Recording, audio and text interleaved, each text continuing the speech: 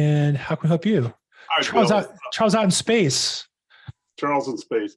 I've been talking to U.S. Probate about my initial campaign, and my question to them was, what percentage of the leads that U.S. Probate provides have real estate attached?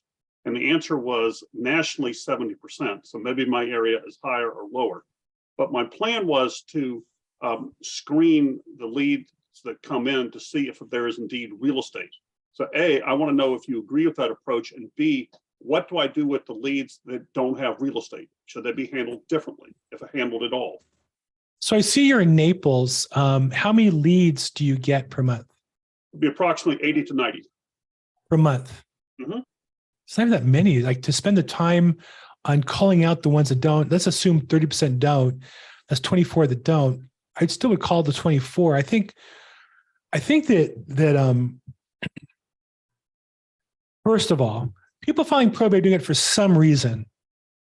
There might not be real estate. There might be other assets. It might be a lawsuit. It might be a bank account. Most common are lawsuits, right? Somebody died in an automobile accident. Their estate is going to collect. They need to create a probate to sue and collect the money, or there's a judgment or something. Other one is non-real estate assets, mostly bank accounts, sometimes collectibles, things like that. But they filed for a reason. And I think also they're filing, it's still a process for you to learn. Let me ask you this: on a scale of 1 to 10, how do you rank your experience in handling probate to date? 0. I'm just starting. So even helping somebody who's not selling real estate, to me, is a good educational opportunity. And also, if they're working with an attorney, there's an attorney you have a chance to meet. If they're not working with an attorney, you're going to learn how to work with pro se families. I think either one of those are beneficial opportunities. So I hear this question, and I just feel like too much energy is put on avoiding calling somebody who doesn't have real estate to sell. I feel like worst case, they file probate for a reason. And if you're in the business of helping those people, sometimes you don't get paid. But I can assure you that if you help those people, you'll get paid in the long run. I go back to what Chad always says: monetize every phone call. I mean, he talks about that all the time. And if I agree if you can. I think that makes sense. And so for me, that's why I have the probate cash as another way to monetize the phone call, because they might not have access to the asset. Maybe it's a collectible or some litigation going on and they can't get money for a year, and you can get them some cash right away. That's one way that I monetize it. I think also, if they have assets they're liquidating, baseball cards, your opportunity is to find another opportunity for them to sell a baseball card collection to, that becomes a potential source of referrals.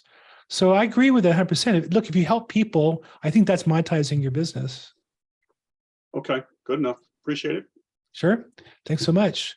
Okay, Larry Smith Group has a question. Mr. Smith Group, how can we help you today? You're muted. First thing we need to help you is to help you unmute yourself. I know it's high tech for a guy like you, for a cowboy like you. It's real high tech for a cowboy like you. Oh, go ahead, pick on me. I bet you missed me last week, didn't you? Oh, you went on last week? I forgot. I forgot your show was on too. Hey, that's not funny. Oh God, this is part of the reason I even come on, is to pick on you and let you pick on me. So this is good stuff. Thanks. This is for Charles. We talked to a lead last week that doesn't own real estate, and she goes, "But I want to buy a house. Can you help me?" So there's your answer. I think you were the proponent of call everyone, and we used to do that too, segment the list and try to pick the winners and losers, and we're not very good at it. So I'm a big proponent of what you just stated. Just call them all. And if they're not interested, they'll let you know. They're happy to let you know.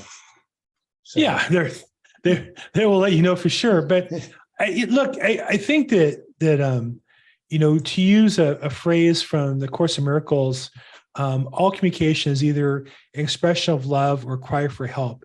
When you're calling for commission checks, you're crying for help. When you call people and offer assistance, it's an expression of love. And if they need some help, you're there to help them. And if they're not, then you're not. And so I'd spend more energy on calling people than I would on calling out those that don't need my service.